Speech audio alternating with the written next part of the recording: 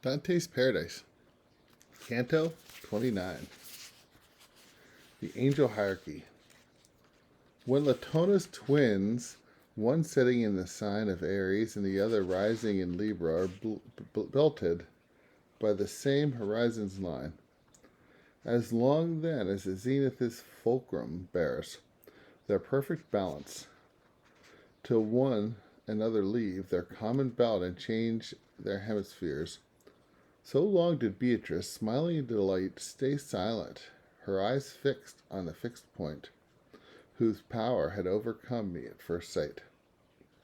Then she began, I do not ask, I say, what you most wish to hear, for I have seen it where time and space are focused in one ray.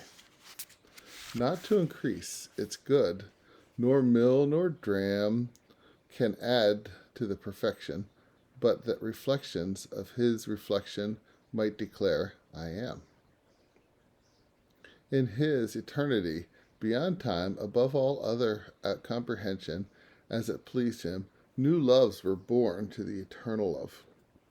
Nor did he lie asleep before the word sounded above these waters, before and after, did not exist until his voice was heard.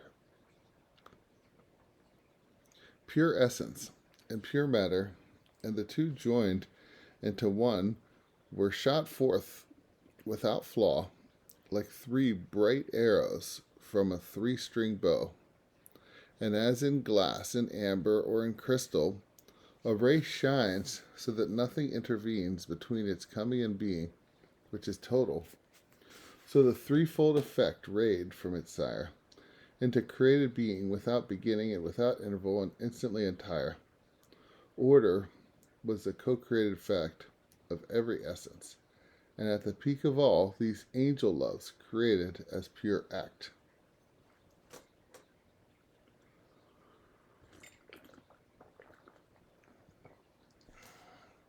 Pure potential held the lowest ground. Between potential and act were tied together so tight they never more shall be unbound. Hieronymus wrote to you of the long span of centuries in which such beings existed before the other world was made for man. But the scribes of the Holy Ghost clearly declare the true account in many passages, as you will see if you will read with care. I can in part be grasped by intellection, which cannot grant such powers could long exist, apart from the functioning of their perfection. This much will answer where, and when, and how the angels were created, and so are quenched the first three flames of your desire to know. Nor could you count the 10 and 10 before some of those angels fell from heaven to roil the bedrock of the elemental core. The rest remained here, and around their cause began the art to see, moved by such bliss that their glad revolutions never pause. It was accursed pride for which they fell, the pride of the dark principle you saw crushed by the world's whole weight in deepest hell.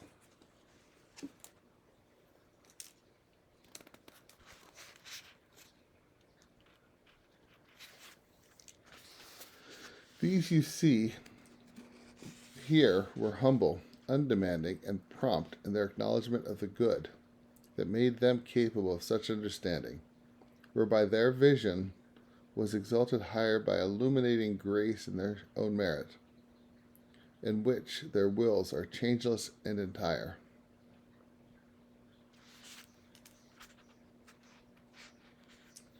Now hear this, and beyond all doubt believe it, the good of grace is in exact proportion to the ardor of love that opens to receive it. And now, if you have heeded what I said, you should be able to observe this college and gather much more without further aid. But since your earthly schoolmen argue still, that the angelic nature is composed of understanding, memory, and will. I will say this much more to help you see the truth that is confounded there below by the equivocations of sophistry. These beings, since their first bliss in the sight of God's face, in which all things are revealed, have never turned their eyes from their delight. No angel's eyes, it follows, can be caught by a new object. Hence, they have no need of memory, as does divided thought. So men, awake but dreaming, dare to claim, believing it or not, they speak the truth, though the hypocrite's is the greater sin and shame. You mortals do not walk a single way in your philosophies, but let the thought of being acclaimed as wise lead you astray. Yet heaven bears, even with this, less offense than it must feel when it sees Holy Writ neglected or perverted of all sense. So do not count what blood and agony planned it in the world, nor heaven's pleasure in those who search it in humility, each man to show off strains at some absurd invented truth. And it is these preachers make sermons of, and the gospel is not heard. One says the moon reversed its course to throw a shadow on the sun during Christ's passion, so that its light might not shine down below. Others say that the sun itself withdrew, and therefore that the Indian and the Spaniard shared the eclipse in common with the Jew.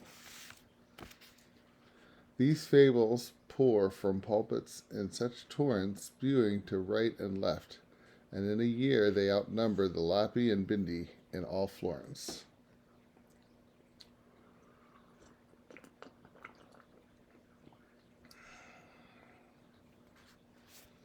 Therefore, the ignorant sheep turn home at night from having fed on wind, nor does the fact that the pastor sees no harm done set things right.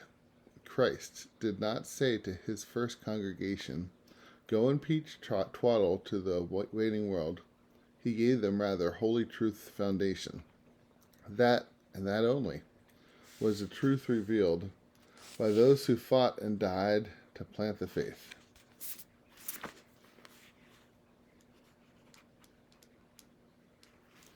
They made the gospel both their sword and shield.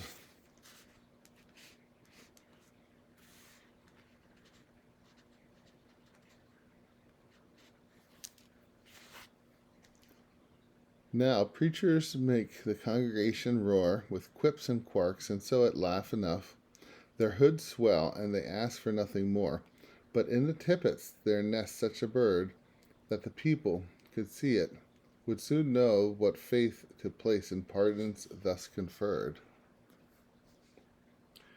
Because of these such folly fills the earth that, asking neither proof nor testimonials, men chase whatever promise is held forth. On such St. Anthony's pig feeds on, unstained, and others unstinted, and others yet more swinish feast and guzzle and pay their way with money never minted. But we have strayed, therefore, before we climb, turn your attention back to the straight path, that we may fit our journey to our time. So many things are ranked within this nature, that the number of their hosts cannot be said, not even imagined by a mortal creature.